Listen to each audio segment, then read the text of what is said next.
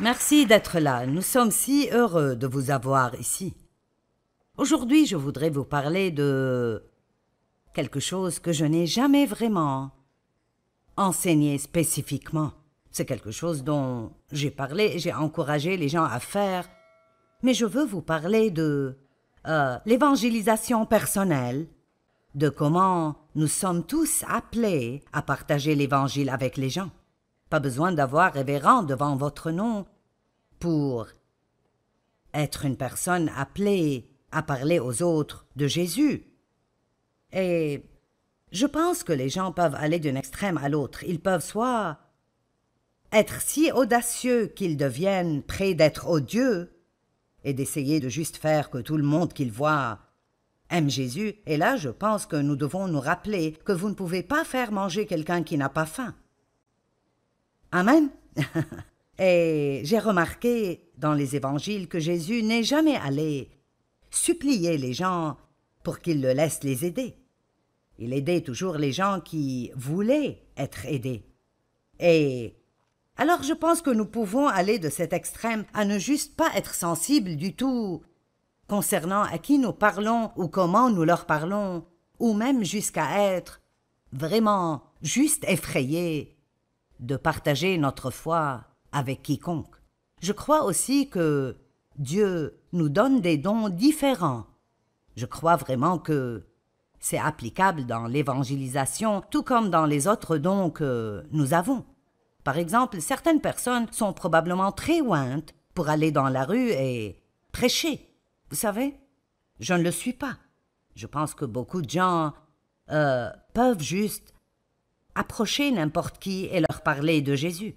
J'ai dû trouver ma zone de confort. C'est un mot que je vais utiliser, mais je veux que ce soit clair, que je ne dis pas que nous devons être confortables dans tout ce que nous faisons. Nous devons suivre l'esprit, que nous soyons confortables ou pas. Mais je crois bien que si nous sommes moins par Dieu pour faire quelque chose, ça ne nous rendra pas misérables et ce ne sera pas très difficile pour nous de le faire. Ce sera quelque chose de plus naturel. Donc, tout d'abord, je veux que ce soit clair que nous tous sommes appelés à faire ça.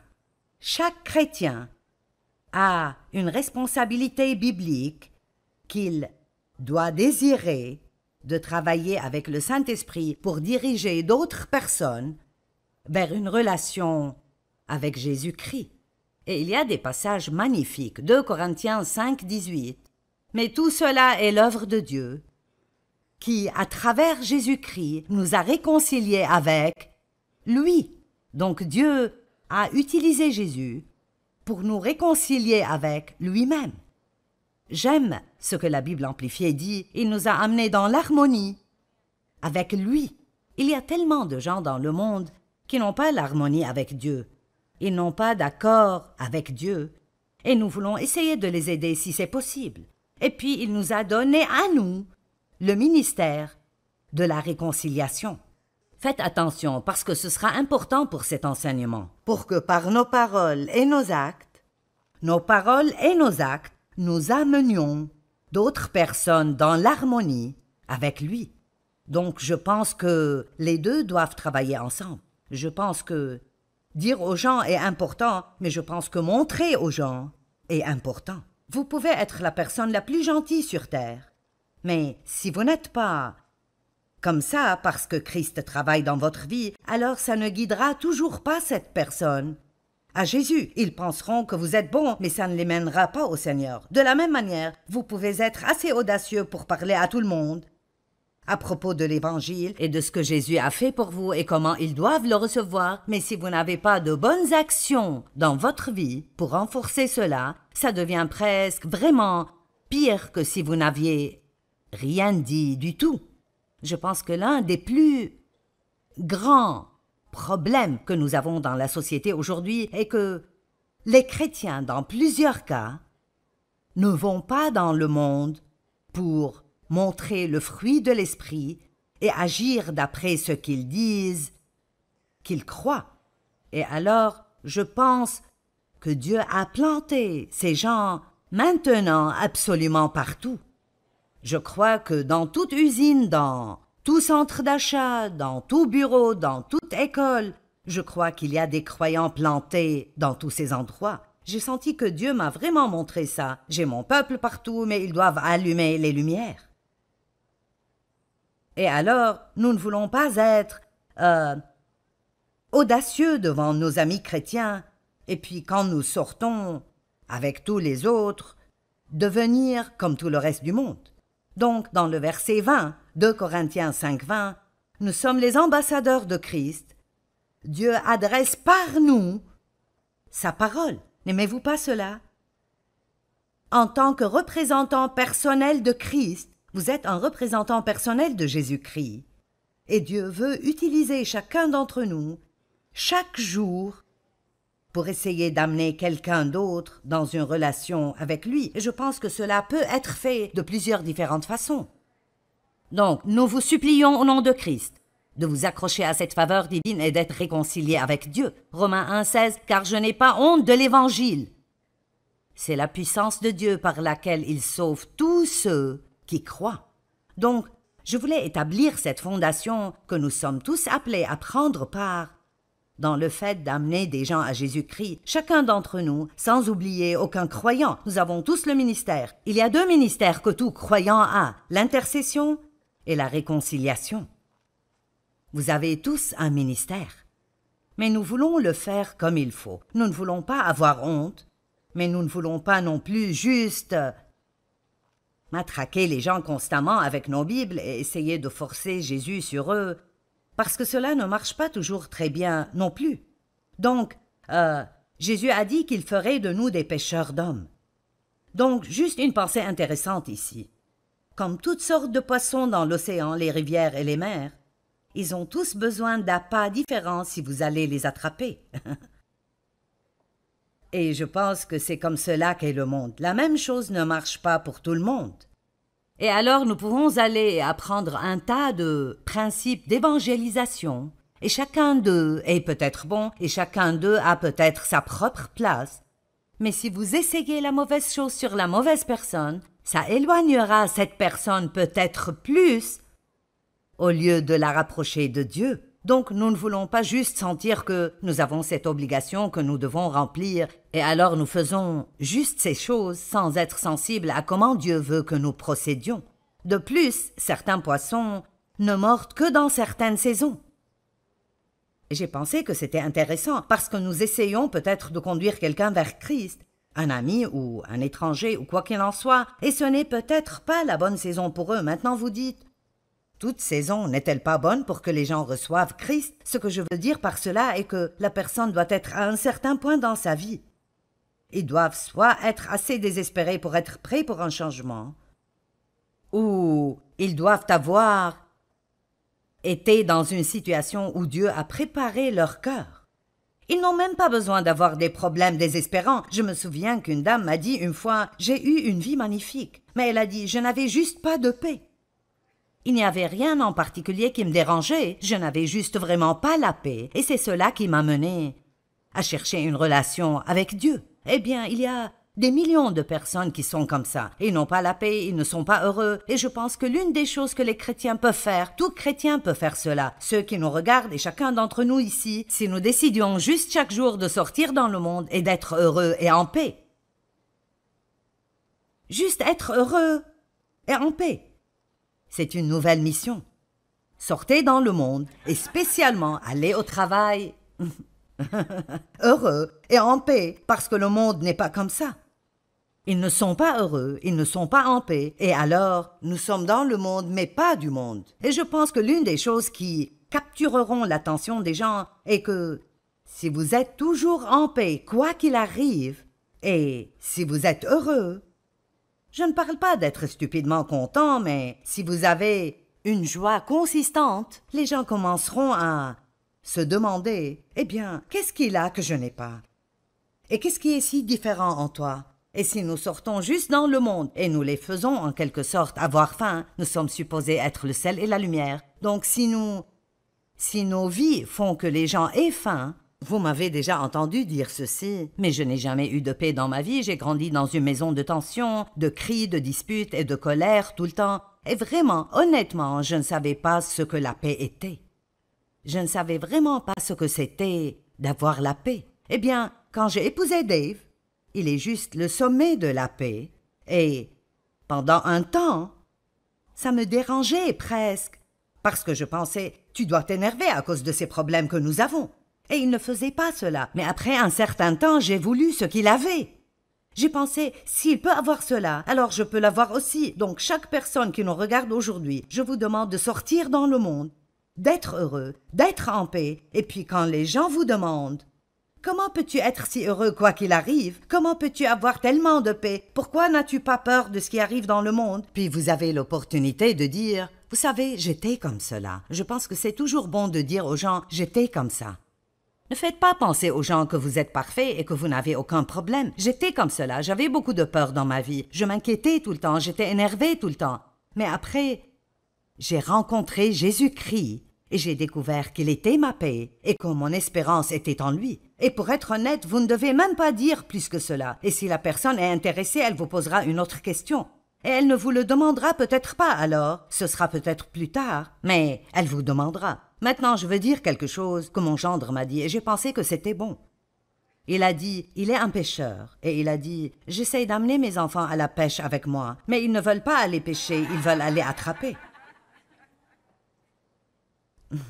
Et je pense que c'est ce que beaucoup de chrétiens veulent faire. Ils ne sont pas prêts à investir le temps qu'il est nécessaire d'investir dans la vie de quelqu'un pour les amener au point où ils mordront à l'appât. Et alors je suppose que je veux juste dire aujourd'hui, êtes-vous prêts à investir du temps dans la vie des gens? Vous savez, parfois, nous devons être... Je me souviens de Watchman Nee. C'est un enseignant dont j'ai beaucoup joui, mais qui n'est plus vivant, mais il dit, si nous voulons vraiment aider d'autres personnes, nous devons les rejoindre là où ils sont. Nous ne pouvons pas les amener à là où nous sommes. Maintenant, je ne veux pas dire que vous devez aller vous asseoir à une taverne locale chaque nuit parce que c'est là que la personne que vous voulez servir est. Mais d'un autre côté, cela ne veut pas dire que vous ne pouvez pas déjeuner avec eux. Cela ne veut pas dire que vous ne pouvez pas être leurs amis parce que les gens dans le monde sont dans une situation désespérée. Et je veux vous encourager de, chaque jour de votre vie quand vous sortez, et ceci m'a même rappelé de le faire de nouveau. Père, utilise-moi aujourd'hui pour amener quelqu'un plus près de toi. Montre-moi quelqu'un que je peux aider, mais quelqu'un sur mon chemin que je peux aider. La première chose que nous devons faire est de vouloir faire ça et être prêt à le faire. Et puis je pense que quand nous sommes autour de personnes qui ne sont pas sauvées, avant de juste commencer à essayer à leur parler de Jésus, je pense que vous devez investir du temps en priant pour eux. Amenons-les à la bonne saison pour qu'ils mordent. Père, attendris leur cœur. Fais qu'ils ne soient pas satisfaits par le mode de vie qu'ils ont. Fais qu'ils aient faim pour toi. Rends-les ouverts, Seigneur, ouvre leurs yeux. Je réalise ces derniers temps que les gens dans le monde, tellement de gens dans le monde sont absolument aveugles. Ils ne comprennent juste pas. Vous savez, je pense parfois, comment pouvez-vous possiblement passer votre vie à essayer de vous débarrasser de Dieu? Je ne comprends juste pas cela. Et leurs yeux sont aveugles, ils ne voient juste pas. Alors nous devons prier plus pour que Dieu ouvre les yeux des gens, pour qu'ils voient ce qui leur manque et ce qui leur est disponible. Maintenant, écoutez-moi. Quand j'étais une chrétienne très nouvelle, qui commençait juste ce que j'appelle ma marche sérieuse avec Dieu, je suis allée à une église qui était vraiment concentrée sur l'évangélisation de rue et la distribution de prospectus. Et en fait, j'en ai toujours un ici, Souris, Jésus t'aime. Et un été, j'ai pris un groupe de dames et nous avons mis 10 000 de ceux-ci sur des pare-brises. Nous sommes allés au parking du magasin à Fenton et je crois que cela a fini par aider quelqu'un. J'ai senti que Dieu m'avait mis ça sur le cœur et je l'ai fait. Mais j'ai fait d'autres choses avec lesquelles je n'étais pas à l'aise, simplement parce que l'Église nous avait fait sentir que si vous ne le faites pas, vous n'aimez pas vraiment Dieu. Nous devons faire très attention de ne pas faire que les gens se sentent coupables parce qu'ils ne veulent pas faire les choses de la manière dont nous sommes doués pour le faire. Et je vais redire ça. Parfois, si nous avons un don de faire quelque chose, c'est si facile de nous attendre à ce que tout le monde fasse cela, et même de les juger vraiment s'ils ne le veulent pas. Et alors, l'une des choses qu'il voulait que nous fassions était de sortir le samedi matin. Nous sommes allés au centre-ville, nous sommes allés vers les gens pour dire « Jésus t'aime, puis-je te donner cela ?» Et alors, j'y allais. Eh bien, je ne l'oublierai pas, la première personne à qui j'en ai donné un m'a tapé la main.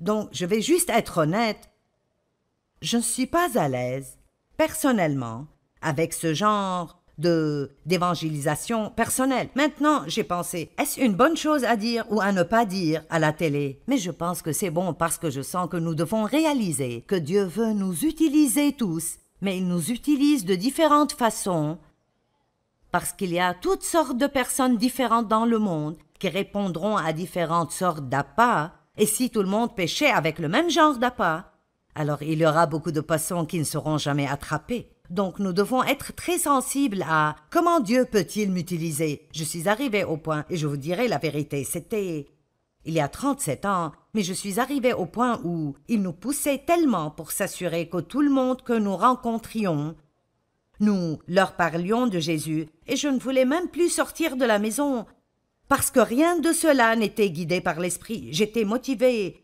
par la culpabilité. Eh bien, je n'aime pas Jésus assez si je ne suis pas prête à parler à quelqu'un de lui. Et c'est important que toute personne fasse de l'évangélisation personnelle, mais c'est aussi important que vous trouviez la bonne façon pour vous et la bonne façon pour la personne que vous essayez de servir. Donc, quelques suggestions, ça devrait être facile pour à peu près tout le monde. Invitez des gens à l'église. Simple, oui ou non, vous savez. Je suis née de nouveau quand j'avais 9 ans, quand je suis allée à l'église avec des proches qui visitaient d'une autre ville. Vous ne savez jamais ce que Dieu pourrait utiliser, donc il n'y a pas de mal à donner une invitation.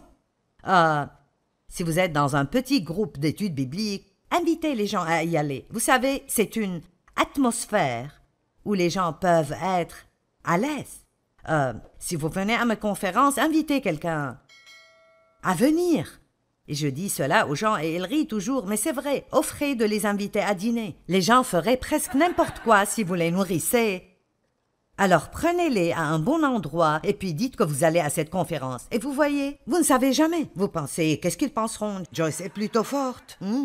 Eh bien, vous savez, qu'est-ce qu'ils penseront? Vous savez, c'est là que nous devons être audacieux. Nous ne sommes pas responsables de ce que les gens pensent. Notre responsabilité est de donner une invitation et vous ne forcez personne. Ils pourront dire oui, ils pourront dire non, mais au moins vous leur avez donné cette opportunité. Alors, je veux vraiment vous encourager à être impliqués. Une autre chose que vous pouvez faire est de garder des livrets, des livres ou des prospectus ou quoi que ce soit d'autre avec vous en tout temps quand vous sortez. Comme ma fille Sandra, elle porte une boîte pleine de mes livres dans le coffre de sa voiture. Donc, pour donner un exemple, elle paye à la caisse d'un magasin. Elle est très amicale. Comment vas-tu? Ce n'est pas un très bon jour, un temps difficile. Vous savez, nous devons être équipés pour dire plus que c'est dommage. Nous avons la réponse des gens. Et alors, au moins dites « Oh, je suis désolée, je prierai pour toi. » Et puis faites-le. Juste même dire à quelqu'un que vous prierez pour lui peut lui dire quelque chose sur le fait que Dieu s'occupe de lui. Ou « Je suis désolé que tu passes par des temps si difficiles, mais Dieu t'aime. » Vous savez, des choses simples comme ça. Je ne pense pas que nous devons avoir peur de faire ce genre de choses. Maintenant, s'occuper de ce que les gens pensent peut nous barrer le chemin et devenir un grand problème. Mais tellement de fois, elle retourne à la voiture et amène l'un de mes livres et le ramène dedans. Maintenant, elle a un avantage. Ma mère a écrit ce livre et j'ai pensé que tu l'aimerais. Mais vous pouvez dire, une amie vraiment proche a écrit ce livre et j'ai pensé que tu l'aimerais. Êtes-vous prêt à aller à la pêche? Ou est-ce que vous voulez juste aller attraper? Je pense que pour moi, et c'est juste moi, la meilleure façon pour moi de faire de l'évangélisation personnelle est de vivre ma vie devant les gens, de ne pas avoir peur de les laisser savoir que je suis chrétienne. Vous ne pouvez pas être près de moi et ne pas savoir que j'aime Dieu parce que je pense qu'en parlant de lui dans notre conversation de tous les jours, je prierai à ce propos, ou j'ai prié, où nous pouvons mettre notre confiance en Dieu, juste de petites phrases qui vous ressemblent. Si nous jetons ces graines dans le monde, elles feront que les gens sachent où vous vous tenez. Et puis soyez sensibles concernant où cette personne est. Sont-ils prêts pour que je leur dise quelque chose? Est-ce que j'ai besoin de prier pour que leur cœur s'ouvre? Ai-je besoin de prier pour que Dieu attendrisse leur cœur? Parfois, vous arrosez une graine que quelqu'un d'autre a plantée. Parfois, vous plantez une graine et vous ne voyez jamais la récolte. Quelqu'un d'autre vient et l'arrose, et puis Dieu amène une récolte. Tout ce que nous devons faire est juste d'être ouverts à Dieu pour faire les choses qu'il veut que nous fassions. Laissez-moi clôturer avec Matthieu 5. Vous êtes la lumière du monde. Une ville au sommet d'une colline n'échappe pas au regard. Il en est de même d'une lampe. Si on l'allume, ce n'est pas pour la mettre sous une mesure à grains. On la fixe sur un pied de lampe pour qu'elle éclaire tous ceux qui sont dans la maison. Alors n'allez pas à l'église le dimanche pour que votre lumière s'allume et puis allez au travail le lundi et vous mettre la tête sous un panier pour que personne ne vous juge ou critique parce que vous êtes chrétien. Que votre lumière brille devant les hommes pour qu'ils voient votre excellence morale et vos actes dignes de louange, pour qu'ils voient le bien que vous faites et qu'ils en attribuent la gloire à votre Père céleste.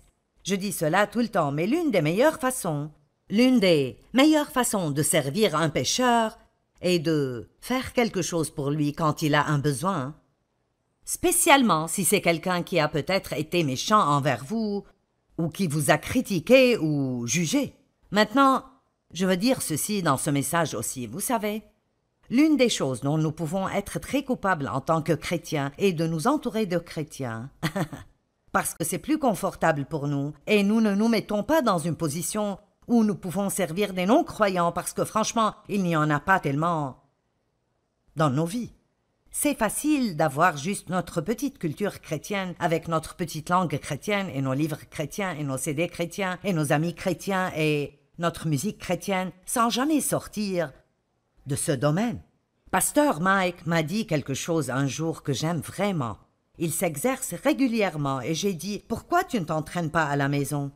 Et il a dit « Je vais exprès à la salle de gym parce que c'est là où je suis entouré de non-croyants. » Et j'aime cela. Et il y a deux autres choses qu'il fait que je ne mentionnerai pas. Il va exprès vers ces gens au lieu de choisir un chrétien qui pourrait faire la même chose. Il va vers eux exprès parce qu'il veut être disponible si Dieu a besoin de lui.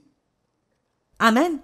Maintenant, il m'a dit récemment, Dieu m'a vraiment mis sur le cœur cette année qu'il veut que j'aime plus d'étrangers. Et j'ai dit, oh, c'est bon, moi je travaille toujours sur mes amis. Je blague, mais nous pouvons nous entourer de chrétiens et nous n'obtenons jamais l'opportunité de servir des non-croyants. Laissez-moi finir avec ce verset. J'ai dit que j'allais finir avec le précédent, mais je n'ai pas dit la vérité.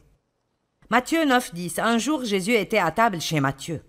Or, beaucoup de collecteurs d'impôts et de pêcheurs notoires étaient venus et avaient pris place à table avec lui et ses disciples. Pouvez-vous imaginer comment les gens religieux de ce jour ont répondu à cela? Ils s'assiedent à table et voici qu'il y a tous ces pêcheurs essentiellement mauvais qui viennent et s'assoient avec lui et il les accueille comme s'ils étaient juste les personnes les plus géniales. Les pharisiens demandèrent aux disciples « Pourquoi votre maître mange-t-il avec des collecteurs d'impôts et des pêcheurs notoires ?» Mais Jésus, qui les avait entendus, leur dit « Les bien portants n'ont pas besoin de médecins. Ce sont les malades qui en ont besoin. » Donc écoutez, et ceci est pour tous ceux qui regardent à la maison, et nous tous ici, soyons ouverts et laissons Dieu nous utiliser. Je ne peux même pas imaginer ce qui arriverait si toute personne chrétienne disait chaque jour avant de sortir, « Dieu, mets quelqu'un sur mon chemin aujourd'hui que tu peux m'utiliser pour aider à les guider vers toi. Laisse-moi être un exemple pour quelqu'un aujourd'hui. Montre-moi ce que je peux faire aujourd'hui pour aider quelqu'un à entrer dans le royaume. » Et si vous commencez juste avec ceci, et vous sortez dans le monde et vous êtes heureux, ça ne prendra pas longtemps pour que vous ayez de grandes opportunités de guider les gens vers le Seigneur. Maintenant, écoutez, beaucoup d'entre ceux qui regardent n'ont peut-être pas une relation personnelle avec Jésus vous-même. Et vous dites, j'aurais aimé que quelqu'un m'évangélise personnellement. C'est ce que je fais maintenant. Et je veux que vous sachiez que Jésus est mort pour vous, il vous aime. Il a pris votre péché sur lui-même, il a pris votre punition, et tout ce qu'il veut vraiment que vous fassiez est de croire. Soyez prêts à vous détourner d'une vie dans le péché, et croyez qu'il est qui il dit qu'il est. Donc, si vous voulez recevoir Christ comme votre sauveur maintenant, je voudrais juste que vous répétiez cette simple prière après moi. Père céleste, je t'aime. Jésus, je crois en toi. J'ai besoin de toi. Je suis un pécheur. Pardonne-moi mes péchés. Je veux me détourner du péché et vers toi. Je veux être un chrétien. Je veux être un disciple de Christ. Je te reçois maintenant, Jésus, par la foi, et je te demande de me prendre juste comme je le suis et de m'aider à devenir qui tu veux que je sois. Amen.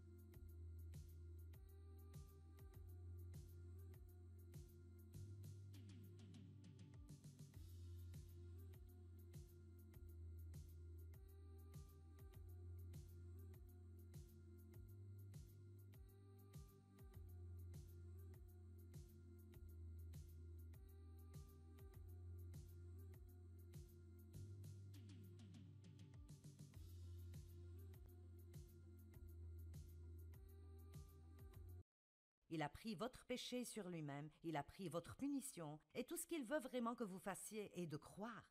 Soyez prêts à vous détourner d'une vie dans le péché, et croyez qu'il est qui il dit qu'il est.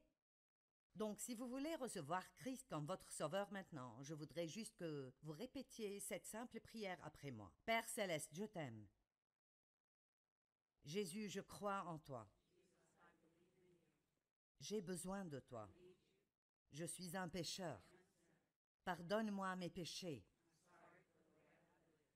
Je veux me détourner du péché et vers toi. Je veux être un chrétien. Je veux être un disciple de Christ. Je te reçois maintenant, Jésus, par la foi, et je te demande de me prendre juste comme je le suis et de m'aider à devenir qui tu veux que je sois. Amen.